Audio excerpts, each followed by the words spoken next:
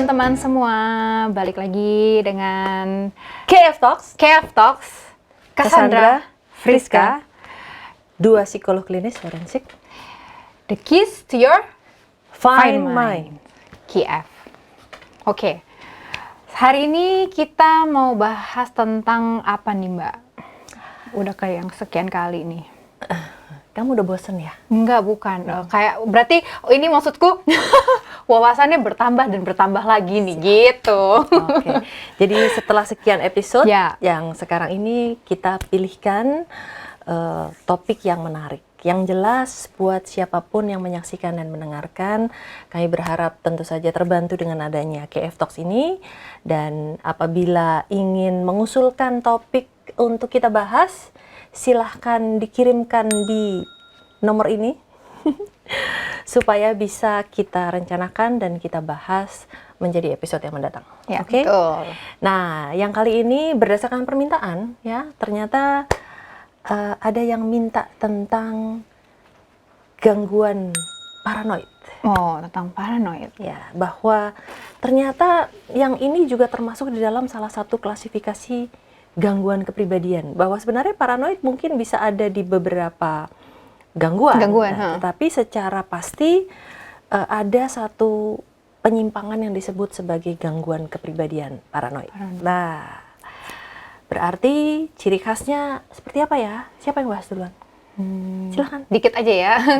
Banyak juga boleh, nggak apa-apa, kita punya 20 menit kok. Pasti ya, namanya juga paranoid, dia serba curigaan, takut ini, takut itu, terus cemas ini, cemas itu, curiga ini, curiga itu, intinya lebih ke kayak gitu sih. Tapi kan kembali lagi, apa bedanya gangguan kepribadian paranoid dan cemas? Kan gitu. Ya, karena kalau tadi cemas-cemas saja berarti dia masuk dalam klasifikasi gangguan cemas kan. Tetapi yang paling mendasari si gangguan kepribadian paranoid ini adalah adanya suatu karakter yang selalu diganggu oleh pikiran-pikiran yang berulang-ulang tentang pikiran paranoid, pikiran curiga terhadap orang lain, merasa dikejar-kejar, diawasin gitu. Dan bahkan pada beberapa kasus ternyata gangguan kepribadian paranoid ini sudah berkembang menjadi paranoid schizophrenia, ya kan? Naik level dia. Artinya dia sudah naik kelas. Gitu. Ada distorsi-distorsi yang mulai mengganggu ketika kalau tadi di gangguan kepribadian paranoid hanya sebagai kondisi-kondisi yang tidak menyenangkan, yang dirasakan akhirnya membatasi diri karena dia takut keluar rumah, takut ketemu orang, takut dikejar-kejar dan lain sebagainya. Tapi kalau sudah sampai ke paranoid schizophrenia ini berarti sudah ada distorsi realita. Ya, artinya perasaan tadi bukan hanya perasaan, tapi dia meyakini kebenarannya. Dia meyakini bahwa ada orang yang sedang mengejar, ada orang yang mungkin ingin mencelakakan, ada orang yang juga mungkin ingin melakukan sesuatu yang jahat gitu, betul, ke dia. Nah, lalu kemudian juga ada lagi kriteria yang lain ketika ternyata paranoid ini adalah satu bagian dari dampak menyalahgunakan obat-obatan. Ya, jadi efek apa tuh? Jatuhnya efek zat. Ya. Jadi di bawah pengaruh zat ternyata muncul paranoia ini gitu. Nah, yang sekarang pasti kembali lagi tentu untuk bisa membedakan seseorang itu ketika mulai ada indikasi paranoid itu termasuk yang mana? Apakah dia gangguan kepribadian paranoid? Apakah itu paranoid schizophrenia atau di bawah zat? Tentu saja harus juga ke psikolog atau ke psikiater untuk bisa mengetahui termasuk yang mana gitu. Nah, lalu kalau kita bahas dari sisi penyebab. Oke. Kira-kira apa ya yang menyebabkan sehingga seseorang bisa mengalami gangguan penyimpangan ini? Ya, paranoid ini ya Mbak ya. Ya, paling common itu kalau misalnya dia memang punya trauma atau ketakutan-ketakutan di masa lalu yang memang belum selesai, masih unfinished gitu. Dan akhirnya ya yang tadi terkait trauma, segitu membekasnya, segitu mungkin teringatnya, dan dia takut kejadian lagi, tapi saking terpengaruhnya jadi aduh, semua hal dia pukul rata, jangan gini, jangan gini. Padahal pelakunya udah beda, setting orangnya, setting tempat udah beda. Aduh, jangan, masih ketakutan itu ditakuti terus. Ya, gitu. berarti itu adalah salah satu faktor pemicu ya, pemicu. Nah, sekarang kita bicara faktor penyebab juga nih yang paling pasti, bahwa setiap perilaku itu pasti ada kaitannya dengan genetis, nggak mungkin tidak. Ya, itu udah. Ya, jadi tadi baik 50-60 atau 50-50 itu pasti ada penyebab genetis.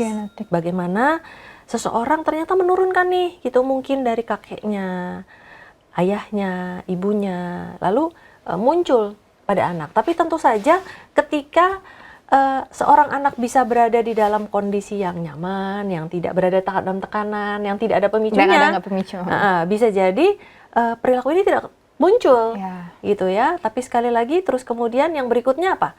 Dari genetik, lalu kemudian pengalaman. Yang berikutnya adalah tekanan.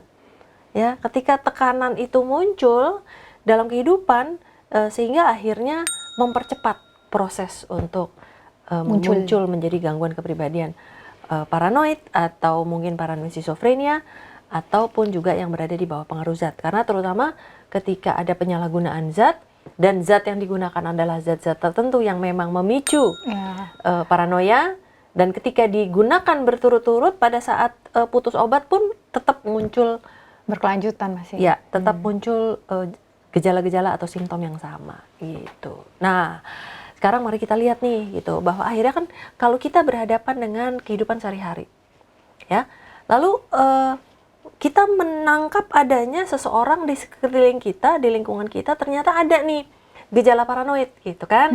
Terus kita juga harus hati-hati, jangan self-diagnose nih, yang paling sering kan. Terus kemudian gara-gara nonton KF Talks-nya Sandra and Friska, lalu nih pasti lo gangguan kepribadian paranoid nih, jangan ya. Jadi kita juga tetap harus hati-hati. Nah, lalu apa yang harus kita lakukan apabila ternyata seseorang, baik pasangan mungkin, teman kerja, ataupun anggota keluarga kita ternyata patut diduga memiliki gangguan kepribadian paranoid. Gimana nih, Chris? Seperti biasa, supaya nggak self-diagnose, nggak sotoy, nggak salah, nggak keliru, ya pasti pergi ke psikolog klinis atau ke psikiater untuk mendapatkan ya terapi, entah itu psikoterapi atau farmakoterapi. Nah, jelas ya. Berarti jangan melakukan diagnosa terhadap diri sendiri, jangan lompat kepada kesimpulan. Walaupun Anda menyaksikan KF Talks ini, ya kan, boleh curiga, boleh menduga, tapi tentu saja yang menentukan harus ahlinya. Dalam hal ini silahkan datang ke psikolog klinis atau datang ke psikiater, ya, baik di rumah sakit ataupun di praktek pribadi, untuk bisa melakukan pemeriksaan. Dan tentu saja kriteria-kriteria untuk bisa menegakkan diagnosa ini tidak pendek loh, gitu ya. Dan yang jelas harus punya kompetensi yang tepat, ya, yang sesuai. Nah, lalu kemudian selain tadi psikofarmakologi, gitu. Nah, ini memang bagiannya dokter, ya kan.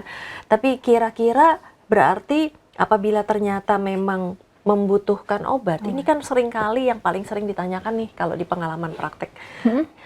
Itu orang bertanya, aduh, bakal tergantung nggak ya kalau misalnya minum obat dari psikiater, gitu. Banyak nggak ada mungkin klien-klien yang datang ke Friska, lalu kemudian ketika Friska merasa perlu untuk merujuk ke psikiater, tapi ternyata malah mereka menjadi takut dan tidak mau gitu, karena khawatir obat-obatan itu bisa bikin ketergantungan, membuat ketergantungan gitu. Atau pada nanya sampai kapan nih kira-kira minumnya, atau bahkan ada yang terang-terangan langsung datang tuh Mbak bilang, saya ini ke psikolog karena saya nggak mau dikasih obat. Nah gitu, emang dia nggak mau dapat obat. Makanya milih psikolog dibanding psikiater. Jadi memilih psikolog daripada psikiater karena tidak mau minum obat ya. Padahal mungkin dalam kasusnya itu harus pakai obat. Nah, di sinilah letaknya sebenarnya pintu masuk dari para masyarakat untuk ke psikiater atau ke psikolog sama saja. Tapi nanti begitu masuk akan ada penilaian apakah memang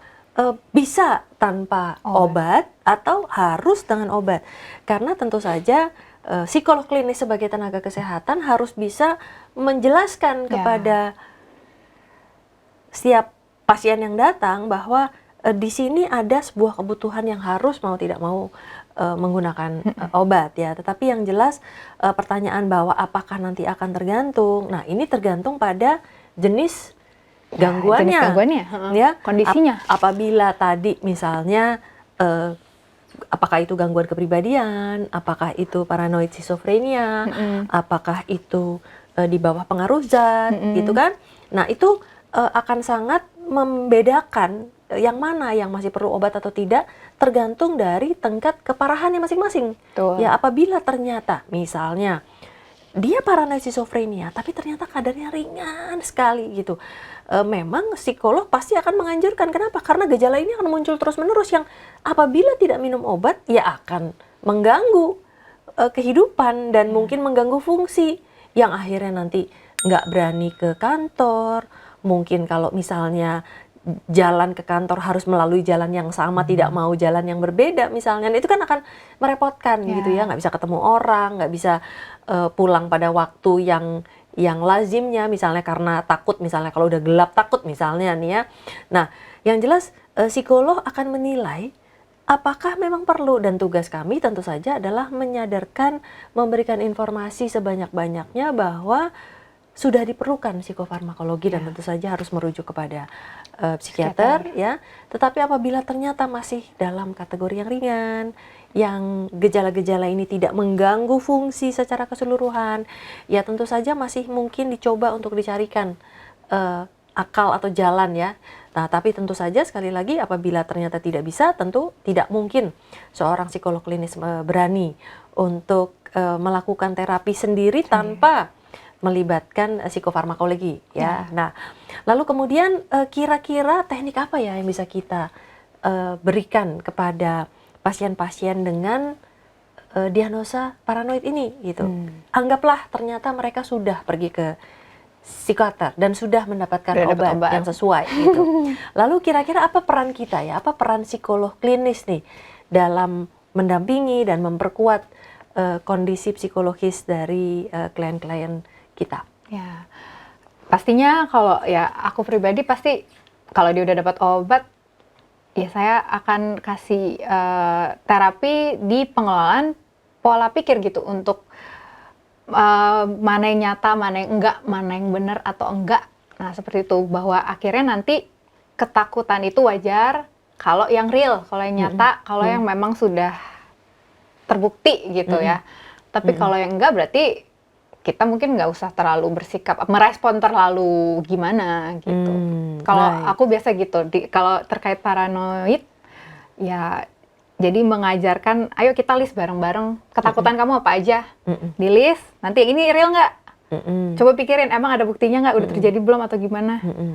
Ya, kayak gitu, diarahin, dibantu seperti itu, ketika pulang paling saya bilang, ya lakuin sendiri gitu. Baik, jadi sekali lagi beberapa teknik terapi psikologis yang tentu saja sesuai bukti atau evidence based practice ya, atau practice by evidence gitu, bahwa ada beberapa jenis yang bisa kita gunakan. Yang pertama tentu saja dengan melakukan semacam verifikasi terhadap pola-pola pikir tertentu ya, yang memang sebenarnya memicu paranoid itu ternyata tidak sesuai dengan kenyataan itu tadi gitu ya. Lalu tentu saja ada terapi perilaku, misalnya behavioristic terapi, bagaimana caranya supaya mereka bisa mengelola baik pikiran maupun perilakunya, menyalurkan pada perilaku-perilaku yang minimal bisa membuat mereka merasa lebih baik gitu ya. Karena ketika mereka sudah punya pikiran paranoid tersebut kan tentu saja setelah diatasi dengan obatan psikofarmakologi, tetapi kan tentu saja bisa dibantu dengan terapi-terapi yang lain ya. Apakah juga termasuk di dalamnya relaksasi atau kemudian juga mengalihkan pikiran, melakukan alternatif perilaku tertentu gitu, atau mungkin misalnya bisa diarahkan untuk membuat sebuah pembuktian bahwa ternyata hal yang ditakutkan, yang dicurigai itu tadi sebenarnya tidak real, tidak sesuai dengan fakta, hanya berada di dalam pikiran mereka saja. Nah, lalu kemudian bagaimana kita bagaimana kita menghadapi, ya, bagaimana kita menghadapi pasangan yang paranoid, yang mungkin akhirnya membatasi juga kegiatan dan aktivitas kita, membebani kita dengan pemikirannya dia yang jadi merepotkan gitu. Karena ketika mereka punya pikiran paranoid, mereka akan akhirnya akan terpengaruh fungsi-fungsinya, dan ketika hidup bersama kita juga akhirnya jadi terganggu nih. Kena imbasnya gitu ya. Iya, betul sekali. Ya, yang jelas kalau ternyata ada dependency, jadi misalnya dia paranoid related to substance, lalu ternyata dia menjadi dependent, kita menjadi codependent, ya kan? Pasangan yang punya dependensi terhadap zat-zat tertentu, kita menjadi codependent. Atau apabila dia ternyata punya paranoid schizophrenia, nah itu kan juga akhirnya akan mengganggu kehidupan, karena masalah ketidakmampuan mereka juga menjalankan fungsinya juga akan mengganggu kepada kita. Gangguan kepribadian paranoid juga demikian gitu. Nah, apa yang bisa kita lakukan? Sebagai pasangan, sebagai teman kerja, sebagai apapun, sebagai mungkin anggota keluarga, apakah itu ayah dan ibu, apa yang harus kita lakukan apabila kita kebetulan bersama dengan orang yang kita duga memiliki gangguan kepribadian paranoid atau paranoid schizophrenia ataupun paranoia yang disebabkan oleh ketergantungan atau penyalahgunaan zat. Pastinya memang kalau jadi significant other seperti itu, ya jadi support system bagi ya orang-orang dengan kondisi tersebut sih Mbak. Jadi mungkin bisa membantu untuk dia, kan gini, dia tidak mampu untuk yang tadi mengkonfirmasi realitanya misalnya. Berarti mungkin ya sebagai orang-orang yang di sekitarnya kita bisa bantu dengan cara ya mesti sabar untuk ya bantu dia untuk mengetahui bahwa ini hanya pikiranmu aja loh, ini enggak atau gimana. Karena memang kalau menghadapi orang-orang seperti ini butuh sabar yang tinggi sih. Jadi dulu aku juga pernah punya pasien istrinya seperti ini, schizofren paranoid. Ya itu nuduh suaminya terus gitu ya. Mau nggak mau saya jelasin ke suaminya kondisi istrinya tuh seperti ini ya, supaya dia tidak balik menuntut istrinya untuk real, untuk apa, karena memang kondisinya seperti itu. Ada diceraiin dong istrinya nanti. Bisa kalau suaminya kurang sabar, nggak mau ngerti, ya bisa aja sih ditinggalin, karena kan capek sih dituduh terus. Curhatan suaminya begitu waktu itu, dituduh selingkuh terus. Jadi kesian juga. Sahabat Titanium, ternyata apabila terjangkit atau mengalami kondisi paranoid ini, itu juga bisa membahayakan kehidupan kita loh. Karena ternyata pasangan atau orang yang signifikan bagi kita tidak bisa hidup terus-menerus dengan kita gitu. Jadi tentu saja marilah kita mengatasi permasalahan ini dengan sesuai dengan ketentuan ya, sesuai dengan prosedur yang berlaku gitu. Jadi saya rasa fenomena tersebut tentu juga ada tuh. Jadi ketika dicurigai terus-menerus, lalu kemudian dibatasi kehidupan pertemanannya, dicurigai pekerjaannya, aktivitasnya, ya tentu saja akhirnya jadi lelah, jadi capek. Lalu kemudian ketika disampaikan oleh mungkin psikolognya atau psikiaternya, lalu ternyata keputusan yang muncul adalah justru dengan berpisah atau menceraikan gitu. Ya, tapi tentu saja kami berharap bahwa bagi sahabat Titanium yang menyaksikan KF Talks ini, tentu saja yang nomor satu kita lakukan adalah mengajak yang bersangkutan untuk pergi ke ahli, ke psikolog klinis atau ke psikiater untuk bisa mendapatkan bantuan. Dan terutama juga bersama-sama menyelesaikan permasalahannya sebagai orang yang signifikan dalam hidup seseorang. Ya tentu saja kita berharap bahwa meninggalkan, mengabaikan, menelantarkan adalah bukan jalan keluarnya. Baik, kayaknya kita sudah sampai di penghujung ya. Iya nih, kita sudah sampai ke penghujung nih teman-teman. Ya harapan kita semoga ya hasil diskusi hari ini, hasil sharing hari ini bermanfaat buat teman-teman semua. Supaya misalnya ada kasus-kasus paranoid nih di sekitarku, aku ngerti dia nih jenis yang mana, dan sekarang tahu kalau ada kasus seperti ini ada baiknya pergi gitu ya Iya. ke ahli. Ada juga ternyata saya lupa juga apa sampaikan. tuh? Ternyata dengan adanya media sosial gitu, kapasitas paranoid orang juga meningkat loh. Jadi pemicu soalnya. Betul. Sosial media. Karena akhirnya terlalu banyak membaca dan mendengar kisah-kisah gitu. Ya. Ternyata orang jadi semakin tinggi kadar paranoidnya. Itu alasannya mengapa kita harus lebih selektif dan lebih pandai memilih berita-berita Ya. apa Betul. yang boleh menghiasi dan mengisi benak kita, ya. pikiran kita, supaya kita bisa tetap terjaga, tetap tangguh, dan tentu saja menjadi individu titanium, keluarga titanium, sahabat titanium yang kuat dan sehat secara fisik dan mental. Iya. Oke deh, kalau begitu mungkin kita pamit dulu dan semoga ini bisa